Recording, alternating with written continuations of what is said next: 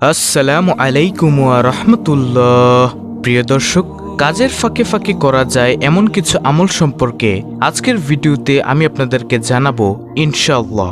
আমলগুলো এতই ছোট যে আপনি কাজের ফাঁকে ফাঁকে অবসর সময়ে, রাস্তা দিয়ে চলার সময় অর্থাৎ খুবই অল্প সময়ে এই আমলগুলো করতে পারবেন।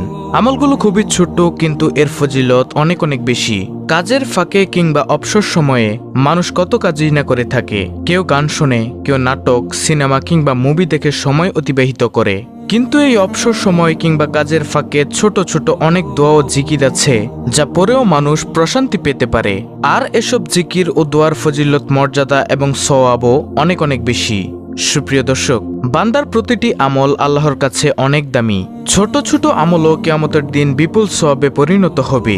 তাই ছোট বড় কোনো আমল ও সৎ কাজকে অবহেলা করা উচিত নয়। তাহলে চলুন এক এক প্রত্যেকটি দোয়া ও জিকিরের কথা আপনাদের সামনে তুলে ধরি। প্রিয় দর্শক, কাজের ফাঁকে ফাঁকে অবসর সময় আপনি করতে পারবেন আজকের ভিডিওতে এমন 10টি জিকিরের মধ্যে সর্বপ্রথম জিকিরটি হলো আল্লাহুম্মা ইন্নী আসআলুকাল আফিয়া ফিদ দুনিয়া ওয়াল আখিরা। অর্থ হলো, হে আল্লাহ, তোমার কাছে আমি দুনিয়া ও আখিরাতের নিরাপত্তা ও সুস্থতা কামনা করছি। সুবহানাল্লাহ।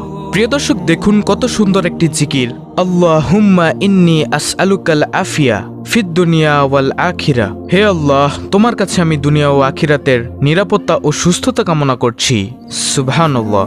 অর্থাৎ আপনি যদি খালেস অন্তরে শিরক মুক্ত থেকে, গুনাহ মুক্ত থেকে প্রতিনিয়ত এই জিকিরটি করেন, তাহলে আল্লাহ তাআলা আপনাকে দুনিয়া ও আখিরাতের নিরাপত্তা দান করবেন এবং আল্লাহ রাব্বুল আলামিন আপনাকে সুস্থতা দান করবেন ইনশাআল্লাহ। প্রিয় দর্শক, কাজের ফাঁকে ফাঁকে অবসর সময়ে আপনি করতে পারবেন আজকের ভিডিওতে এমন 10টি জিকিরের মধ্যে দ্বিতীয় নম্বর জিকিরটি হলো লা ইলাহা ইল্লা আনতা সুবহানাকা ইন্নী কুনতুম মিনাজ জালিমিন। প্রিয় দর্শক, এটি হচ্ছে দোয়া ইউনুস। এর অর্থ হলো, তুমি ছাড়া কোনো মাবুদ নেই, তুমি পবিত্র সুমহান, আমি নিশ্চয়ই জালিমদের দলভুক্ত।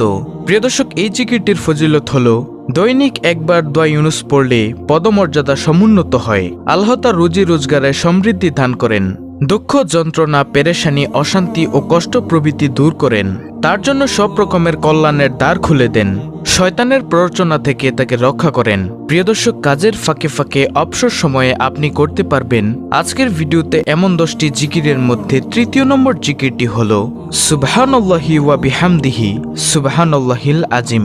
অর্থ, মহান সেই আল্লাহ এবং তারই সকল প্রশংসা। মহান সেই আল্লাহ যিনি সর্বোচ্চ মর্যাদার অধিকারী। আবু হুরায়রা রাদিয়াল্লাহু তাআলা আনহু থেকে বর্ণিত হাদিসে রাসূল সাল্লাল্লাহু আলাইহি ওয়াসাল্লাম বলেন, দুটি বাক্য এমন রয়েছে যা বলা সহজ, আমলের পাল্লায় অনেক ভারী আর আল্লাহর কাছেও অধিক পছন্দনীয়। সেটি হলো সুবহানাল্লাহি ওয়া বিহামদিহি সুবহানাল্লাহিল আজিম। বুখারী শরীফের হাদিস, হাদিস নম্বর 6406। এছাড়াও রয়েছে অসংখ্য ফজিলত। আপনি কাজের ফাঁকে ফাঁকে অবসর সময়ে এই আমলটি করতে পারেন। প্রিয় দর্শক, কাজের ফাঁকে ফাঁকে অবসর সময়ে আপনি করতে পারবেন আজকের ভিডিওতে এমন 10টি জিকিরের মধ্যে চতুর্থ নম্বর জিকিরটি হলো সুবহানাল্লাহ। হযরত সাদ ইবনে আবি ওয়াক্কাস রাদিয়াল্লাহু তাআলা আনহু বলেন, আমরা রাসূলুল্লাহ সাল্লাল্লাহু আলাইহি ওয়াসাল্লামের নিকট ছিলাম। তিনি বললেন, তোমাদের কোনো ব্যক্তি প্রত্যেক দিন 1000 নেকি অর্জন করতে সক্ষম কি? তন্মধ্যে একজন বললেন, আমাদের মধ্যে কোনো ব্যক্তি কিভাবে 1000 নেকি অর্জন করবে? তখন রাসূল সাল্লাল্লাহু আলাইহি ওয়াসাল্লাম বললেন, 100 বার সুবহানাল্লাহ বললে তার জন্য 1000 নেকি লেখা হবে অথবা তার 1000 পাপ মোচন করা হবে। মুসলিম শরীফের হাদিস, মিশকাত শরীফের হাদিস। এছাড়াও রয়েছে অসংখ্য ফজিলত। প্রিয় দর্শক, কাজের ফাঁকে ফাঁকে অবসর সময় আপনি করতে পারবেন আজকের ভিডিওতে এমন 10টি জিকিরের মধ্যে পঞ্চম নম্বর জিকিরটি হলো আলহামদুলিল্লাহ। আলহামদুলিল্লাহ শব্দের অর্থ সমস্ত প্রশংসা মহান আল্লাহর জন্য। যে কোনো উত্তম, আনন্দময় ও শুভ খবরে ভালো কিছুর জন্য এটি বলা হয়ে থাকে।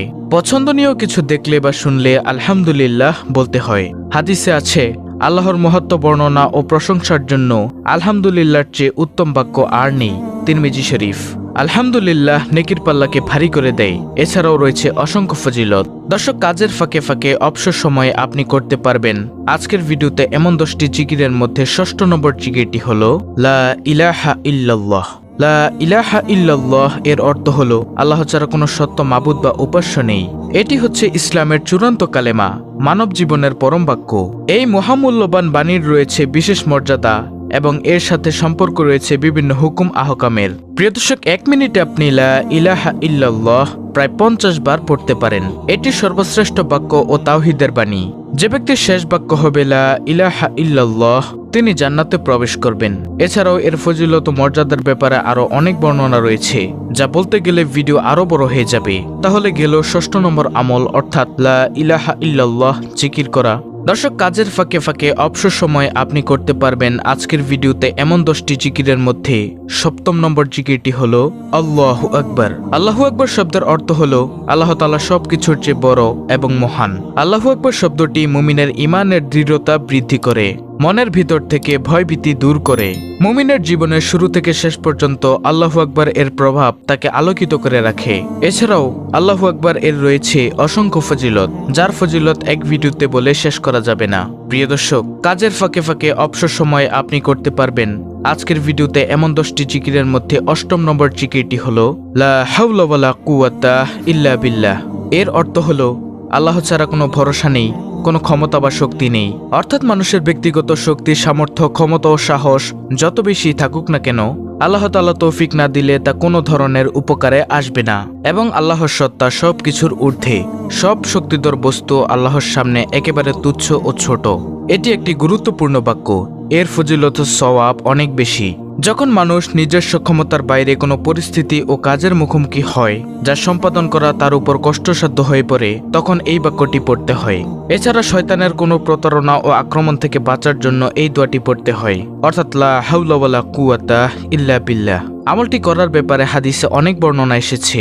আবু মুসা আশআরী রাদিয়াল্লাহু তাআলা আনহু বর্ণনা করেন, রাসূল সাল্লাল্লাহু আলাইহি ওয়াসাল্লাম একবার আমাকে বললেন, তোমাকে জান্নাতের অন্যতম ধনভাণ্ডারের কথা কি বলে দিব?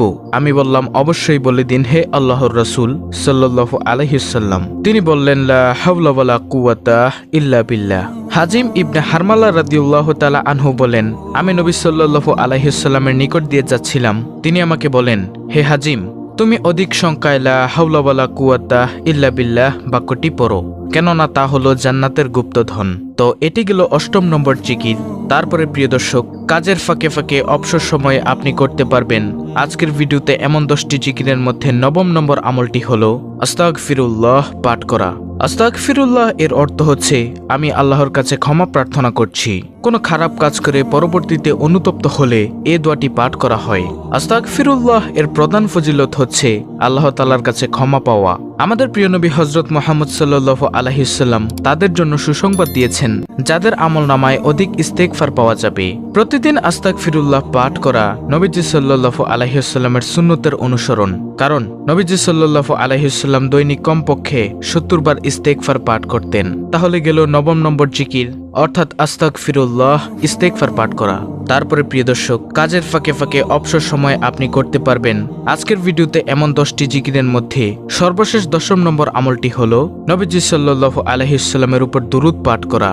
সেটা হতে পারে দুরুদে ইব্রাহিম, যেটা আমরা নামাজের মধ্যে পাঠ করে থাকি, অথবা সবচেয়ে ছোট দুরুদ সাল্লাল্লাহু আলাইহি ওয়াসাল্লাম। আপনি যদি দুরুদে ইব্রাহিম পড়তে না পারেন, তাহলে আপনি পাঠ করুন সাল্লাল্লাহু আলাইহি ওয়াসাল্লাম, সাল্লাল্লাহু আলাইহি ওয়াসাল্লাম, সাল্লাল্লাহু আলাইহি ওয়াসাল্লাম। তাহলেও আপনার দুরুদ আদায় হয়ে যাবে ইনশাআল্লাহ। দুরুদ পাঠের ফজিলত হলো, একবার দুরুদ পাঠ করলে আল্লাহ তাআলা 10টি রহমত নাজিল করেন।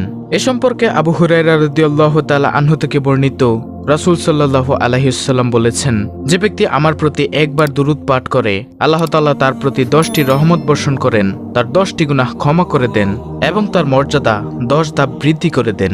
প্রিয় দর্শক, কাজের ফাঁকে ফাঁকে অবসর সময় আপনি করতে পারবেন এমন 10টি দোয়া ও জিকির। সংক্ষেপে আমি আপনাদেরকে আবার বলে দিচ্ছি। নম্বর 1, আল্লাহুম্মা ইন্নী আসআলুকাল আফিয়া ফিদ দুনিয়া ওয়াল আখিরা। দ্বিতীয় নম্বর জিকির, লা ইলাহা ইল্লা আনতা সুবহানাকা ইন্নী কুনতু মিনাজ জালিমিন। 3, সুবহানাল্লাহি ওয়া বিহামদিহি সুবহানাল্লাহিল আজিম। নম্বর 4, সুবহানাল্লাহ। 5, আলহামদুলিল্লাহ। নম্বর 6, লা ইলাহা ইল্লাল্লাহ। নম্বর 7, আল্লাহু আকবার। নম্বর 8, লা হাওলা ওয়ালা কুওয়াতা ইল্লা বিল্লাহ। নম্বর 9, আস্তাগফিরুল্লাহ। সর্বশেষ 10 নম্বর আমল, নবীজি সাল্লাল্লাহু আলাইহি ওয়াসাল্লামের উপর দুরূদ পাঠ করা, যে কোনো দুরূদ। এগুলো আপনি কাজের ফাঁকে ফাঁকে, অবসর সময়, রাস্তা দিয়ে চলার সময় পাঠ করতে পারেন। ইনশাআল্লাহ অনেক অনেক সওয়াব অর্জন করতে পারবেন। দর্শক, অত্যন্ত গুরুত্বপূর্ণ একটি ভিডিওটি ভালো লাগলে অবশ্যই চ্যানেলটিকে সাবস্ক্রাইব করে বেল বাটন অল বাজিয়ে দিবেন।